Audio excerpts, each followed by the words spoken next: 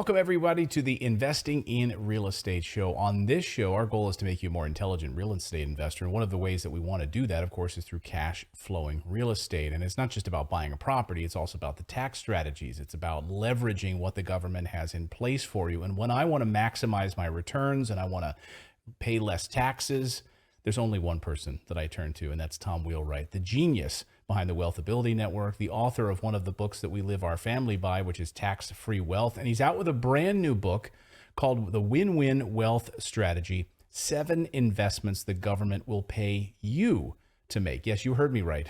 The government usually takes your money, but no, the government will pay you to make these investments. Tom Wheelwright, welcome back to the show, my friend. Thanks so much. Always good to be with you. Well, this new book, what was the impetus for writing this new book? You know, when people are listening to this into 2023, 2022 time period, we're certainly seeing inflation that we haven't seen in 40 years. We're seeing a whole bunch of macroeconomic issues right now that are affecting people at the grocery store, the gas pump, the rental prices, all of it. So when you were sitting back during this pandemic, what was the moment for you where you said, I need to write this book. I need to get this out to help people? You know, I think it was when I started hearing all of this discussion, particularly in this administration, about the rich don't pay enough tax, that the rich aren't paying tax because they're cheating. We have an IRS commissioner who's saying, in the US, who's saying, wait a minute, we could raise $1 trillion if you just give us more money. So they did. They gave them $80 billion more money, really doubled their budget.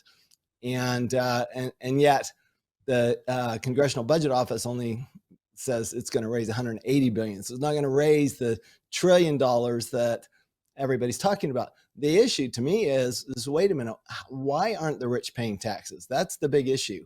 And the question is, well, is this something that's nefarious, or is this something that is intended and actually good for the economy and good for everybody?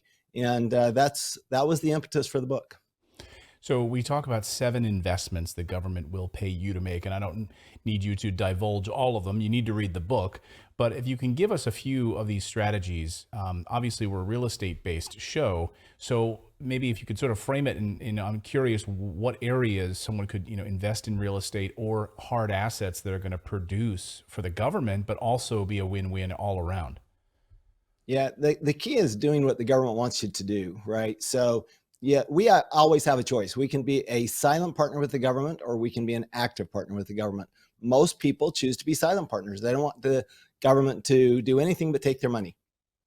There are people, though, like you and me, who we would prefer not to have the government take our money, but rather do those things that the government incentivizes so that everybody wins. I mean, for example, the government in many countries, the government wants people to own houses. And so they give tax benefits for owning a home. Okay. And that's really to create stability, is what it is, stability among the population. But what if you actually create housing for other people? Well, then the tax benefits leap by exponentially. And that's because now you're doing something not just for yourself, but you're actually building something for somebody else. You're actually not just contributing to the economy, but you're contributing to one of the government's key goals, which is housing, infrastructure, commercial buildings, industrial. All of these things are really incentivized because the government says, look, we don't want to do it. We'd like the taxpayers to do it. And we'll share in the cost going in, and we'll share in the benefits coming out. So it's very much a partnership, and it's just an active partnership instead of a silent partnership. Real estate has the benefit of actually 3 different opportunities. Of the 7 investments, 3 of them apply to, actually 4 technically apply to real estate. The first is business, which is the biggest tax benefits everywhere in the world are business. And in my book, I actually look at 15 different countries. So we found this in Europe, we found this in South America, we found this in Asia. This is not in the UK and Australia. This is not a US phenomenon. This is worldwide. And so what we did was we looked at, okay, well, business is number 1. That's why it's the first chapter of the book. But then there's technology, which goes along with business, but it could also go along with real estate. Remember, when you're a real estate investor, you are in business. So you get all the business tax benefits. On top of that, if you do anything in technology for real estate, you'd get the technology tax benefits. On top of that, you get the pure real estate tax benefits, which are enormous, as you know, Clayton. Right. And then you can add in solar energy to your real estate, which is another of the big investments that the government will pay you to make.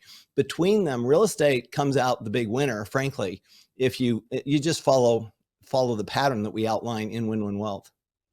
So among I'm curious about that 15 countries that you guys researched for the book. What were some of the, I mean, I think a lot of people think, oh no, it's just the United States, right? Just the United States where these things exist. But really, a lot of countries, like specifically Australia, I think is the lowest barrier to entry to start a business. Within minutes, you can be up and running with a business in Australia, if I'm not mistaken, unless that's changed over the past few years. So really, the United States is actually lower on that list. There's a lot of other countries maybe that excel a little bit more easily on the business side of things, no?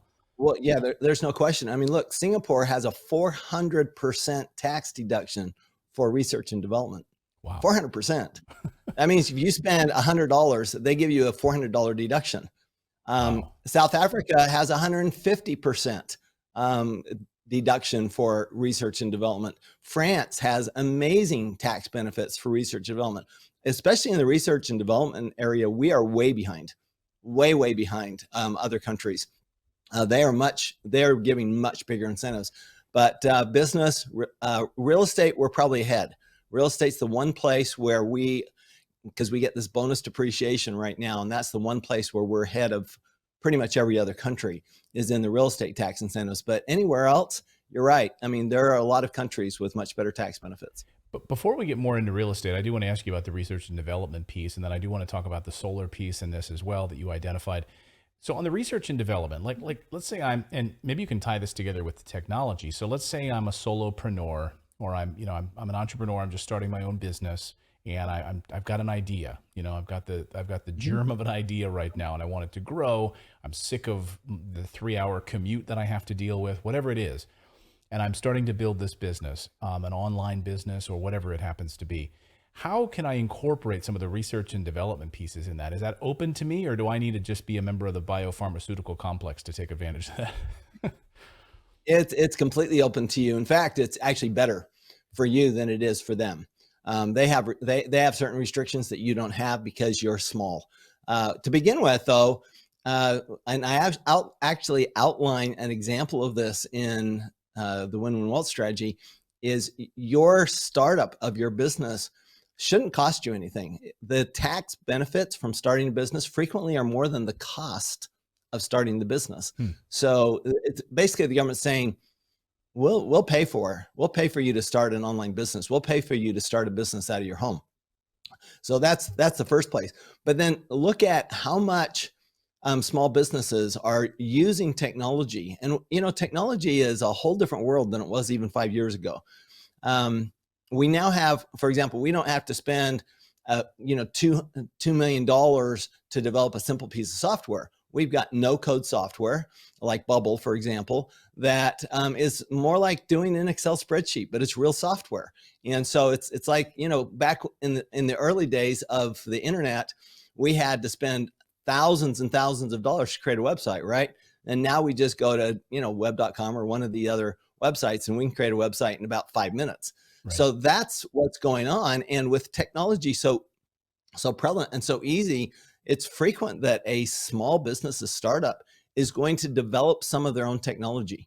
They're going to develop some piece of software, some system, something that they can make a trade secret, because that's really how you make money, right? You make more money with a trade secret because you get a higher price and you get a more efficient output. And so using that technology and thinking about it from a technology standpoint, you're going to get these credits, you're going to get these deductions on top of what you already get as a business owner. So on the real estate front, I get this question all the time for our listeners, and maybe once a podcast, once an episode, I send people over to you, like every episode on taxes. I say, go to our website, go to morrisinvest.com, click on the Lower Your Taxes tab, and you talk with the team over at Wealthability and Tom's team on how to lower your taxes. Because just at a high level, let's talk about why real estate is a fantastic way to pay, no taxes or very little taxes. And then let's talk about some of the ways that you identify in the book to maybe accelerate that. Sure. So there's really two big reasons. One is debt. Okay. Real estate is the easiest thing to use debt with, and it's the safest debt because if once you get good at it, of course, you don't even have to be on the hook for it. You can have non-recourse debt, which means the bank's just looking to the property. Or if you buy a big enough property to begin with, say you buy a Walgreens on a triple net lease, that the bank's not looking to you for repayment. They're looking to Walgreens for repayment. So debt is a big one because remember, we get a deduction. Our depreciation deduction is based on the cost of the project. It's not based on the amount of money we put into the project. So the bank doesn't get deductions. We get all of you would think would go to the bank, right?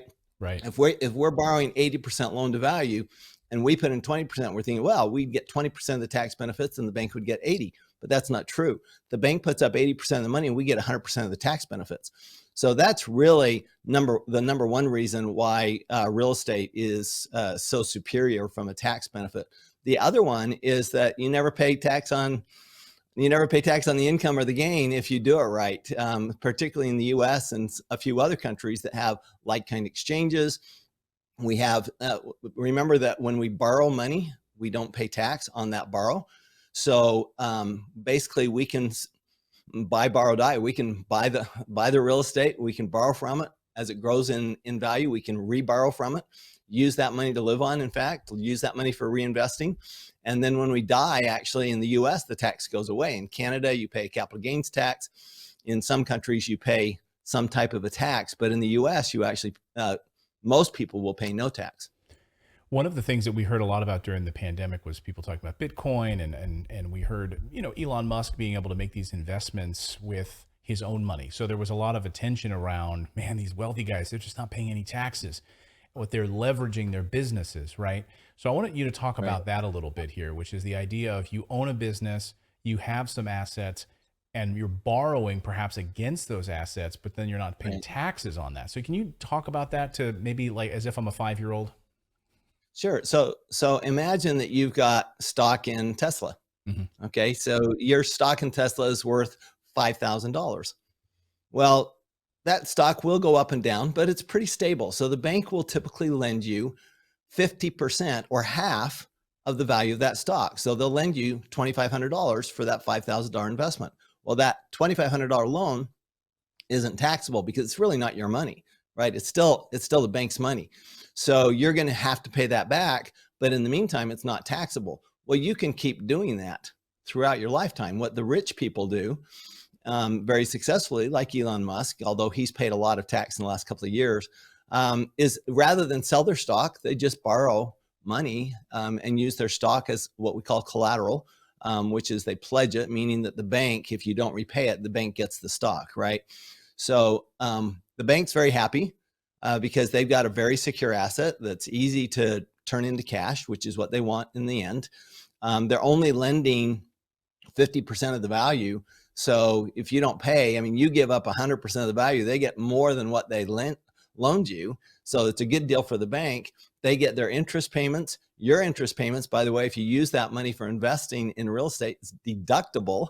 So you get that tax benefit. So all of this kind of works together to, really everybody's benefit. Yeah, it is amazing. Once you start to understand these strategies that Tom is talking about here, this is how you can eliminate all of that additional tax burden by being really creative. It's not even that terribly creative. I mean, you've got an asset, borrow against it, buy more assets, depreciate those assets, and use the tax code and make sure you have a great tax accountant. Talk about that piece of it. I mean, this is an important piece because we had a tax accountant years ago, Natali and I did, in New York City, before we met you, when we were just getting started with real estate, maybe 15 years ago or so. And at the time, this accountant really didn't know real estate at all. He was a good, nice guy, but we had to say goodbye to him. Talk about that. A lot of people think that they can maybe just get along with their accountant, even if he or she doesn't understand the benefits of real estate investing. You can, but let me give you a simple some numbers here. I had a client that we showed them how to say, and when we do tax planning, we're doing tax planning forever, not for just today. We're not deferring taxes, we're eliminating taxes. So basically, you get a return on that investment every single year. So we were able to reduce her taxes by $70,000 a year. Okay, well, over 20 years, that was 1.4 million. But if you compound that, if you invested that at 10%, that's $4 million. So the question is that is not breaking up with your accountant, is keeping that accountant worth $4 million to you? And if it is, that's fine. Okay, good for you. You must have an amazing relationship with that accountant. I'm going to tell you, you can buy friends much cheaper than $4 million. So I would just say that, this is a little like when you see the car commercials and they're doing this fancy stuff with the trucks or with the cars, and they say, okay, closed course, professional driver. Well, that's the same thing with taxes. Okay, it's a closed course. You need a professional driver because you don't want to do this on your own. I see too many real estate investors, especially, try to do it on their own. And the difference between paying 60% in tax and paying zero tax is probably going to come down to how good is your team around you. Yeah, absolutely. Yeah, imagine taking that money and reinvesting it instead of just because you don't want to end a relationship with an accountant. I hear it all the time from our viewers. It's like, oh, but we've been with him for 7 years, and it's like going to it's like going to a barber that you don't really want to get your haircut with this barber anymore because it's just not that good, but you just don't know how to say goodbye. Well, when you put those numbers down on the table, it makes it much more palatable, I think, to be able to walk away. I wanted to ask you, before we move on to the solar piece of this, and as it relates to real estate investing and how people can use some of the tax code to their benefit, you mentioned Elon Musk decided to pay a lot of taxes. And just at a macro sort of news level, I want to get your take on why he did that. So he had he ended up paying like $4 or $5 billion in taxes. He was under a lot of pressure from like Elizabeth Warren and other members of the Democratic government who were pushing him on paying his fair share of taxes. And he said, fine, I'm going to do that. And then he just did it. He sold off a bunch of Tesla stock, I think, and paid a lot of taxes. Why would he do that? What was the incentive for him to do that? I think there are two reasons. One is it was huge for him from a social media standpoint, just absolutely ginormous for him. I think he made more money than the $5 billion from doing it. But second of all, he had stock options coming up that he needed money for. And he decided, well, you know what? Because he ended up with more stock than he sold. Understand, he sold stock, but he used that money to buy more stock than he had sold in the first place because he had such, the options were at such a low price. So he made money on that deal. He did, it was pretty funny because I was watching his tweets, and he puts it out on the tweet. Should I pay tax? Should I sell the stock? Should I pay all this tax? And it came overwhelmingly, yes, he should do that. Well, he was going to do it anyway because he wanted to cash out of that stock to buy the new stock. And then also reinvest into SpaceX, which is still a private company, which is now valued, I think, at like $100 billion. And well, right. And remember, SpaceX, like Tesla for many, many, many, many years, hasn't paid any tax. And it's still providing tax benefits to him. Elon Musk is brilliant, as we know, but he's brilliant when it comes to using the tax law and using the government's money. And he's doing it all. And I don't think anybody's going to complain that Tesla is a successful car manufacturer. I mean, I think people are pretty happy with that. He's changing the world. I don't think anybody's unhappy that he's, taking space exploration and, this deal he just did with T-Mobile, where they're going to have use his satellites to get internet access literally anywhere in the world. I think it's a world changer, and I think that people don't understand that. Okay, he couldn't have done this without the tax incentives. It would have been impossible for him to do it without the tax incentives. So this is, if we're going to make progress, I think we either need a very low flat tax so that taxes aren't even important to us, or we need to maintain these tax incentives. Right. I mean, this is why I asked you the question before we talked about solar, because, if you think about what he's been able to do with these tax incentives for Solar City and all of the other things that he used with to be able to build business, we wouldn't have Starlink, which now has 1,800 satellites Right. in the sky.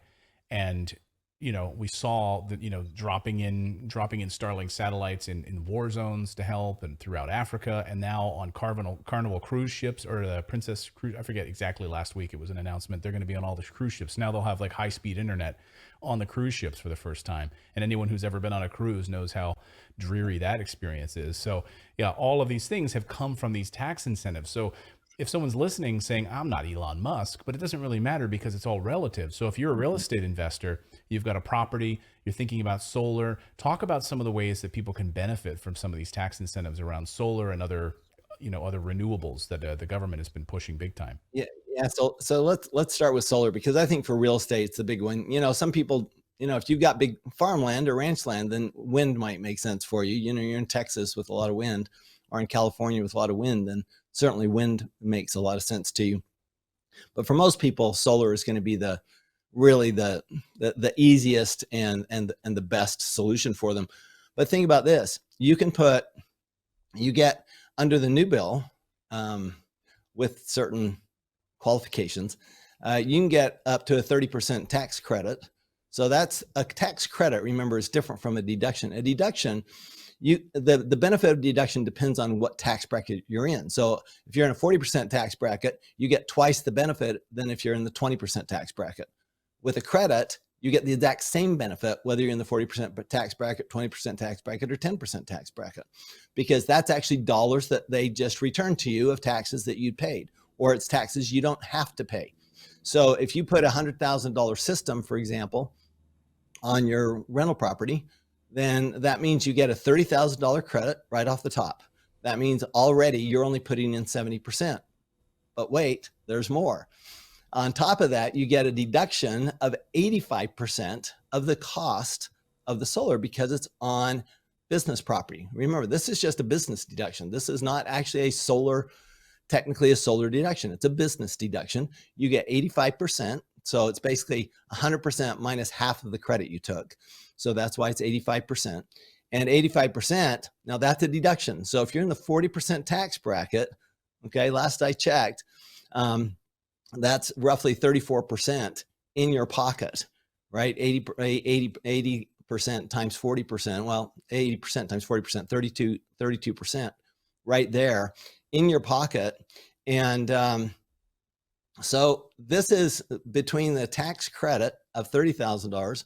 Sorry, I did do the math right the first time, and $34,000 of tax deduction. So that's total of $64,000. That means that you're only putting in $36,000.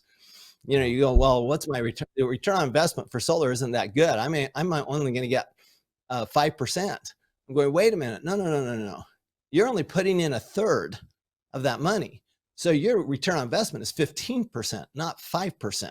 Or in my case, I'm putting solar on my office building in Tempe, Arizona, and the tax benefit is 2/3, and my return on investment is over 20%. Wow. It's over 20%. Now you got to do it right. You got to have the right company install it. You've got to have the right, you have after the right solar panels. You have to have good batteries. Okay. I've had problems with batteries before. Elon Musk recently said, he says, the key to renewable energy is not the renewable energy. The key to renewable energy is the battery. Mm-hmm. And if you look at Tesla, why is Tesla so much more successful than these other car companies? Because with a Tesla, you can go 300 miles. With the BMW, you can go 100 miles. So right. And they've also built fantastic relationships with a lot of new battery operators, new and startup battery operators that haven't even produced batteries yet. So they are investing in a lot of those battery component companies ahead of time because they're trying to get their hands in all of them. The other thing to recognize is, if you're you're looking at not just what you do with your real estate, but you want to get more invested into the green energy movement, which is where the governments are putting the money in the West. The government's putting their money into green energy. Then just remember that those startups they're going to be worth something. So if they do a good job, so Right. you can actually you invest in real estate, you invest in the company. The tax benefits come from doing it directly. Always comes from direct production. So you do not get tax benefits for investing in stocks. You get tax benefits for directly investing in your business, in your solar, in your real estate. You can read more of these strategies. You got to read the whole book. It's on auto. You can listen to it on audiobook. You can get the Kindle version. You can get the paperback version. Go through it. It's the number one book on Amazon right now in wealth management. You got to go check it out. It's the Win-Win Wealth Strategy: 7 Investments the Government Will Pay You to Make. The author is Tom Wheelwright. Tom, how can people find out more about what you're doing, what you're up to? You've got a great podcast, by the way. Can you tell our audience about that? Oh, thank you. Yeah, we have a podcast. So we actually have 2 podcasts. One is the Wealth Ability Show, which is for you, the investor. The other is the Wealth Ability Show for CPAs. So if you're going, I like my CPA, could I just get my CPA to learn this stuff? The answer is yes. So you can send your CPA to us as well. We'll train them. We have a network of 60 CPAs. We'd like to have a network of 6,000 CPAs. Wow. So please send us your CPAs. We're happy to work with them. We're happy to train them. This is not information we're trying to keep to ourselves. This is information we're in our little small corner of the world. We're trying to change the world.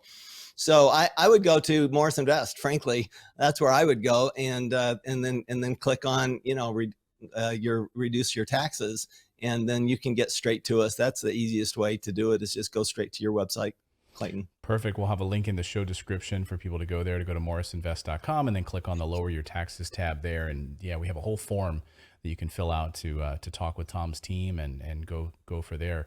Go through that whole process. So I promised Tom, because he's under the weather, he's got, I don't know how you get in Arizona, how you get a cold in the summer, but that's how it always happens. I don't either. Never can figure it out. I'm like, every summer around like August or September, it's like sunny and nice out and the kids start coughing. I'm like, how is this possible? I don't understand it. But I promised Tom I keep it tight and let him get back to some water or some hot tea or something. So Tom, great having you back on the show. Thank you so much, as always, for sharing your knowledge with our audience. Thanks, Clayton. Always happy to be here with you. And thanks to all of you for subscribing and being a part of our great community here. Now go out there, take action, become a real estate investor, be intelligent about it, and find out about all of these amazing tax benefits. Read Tom's book, and we'll see you next time, everyone.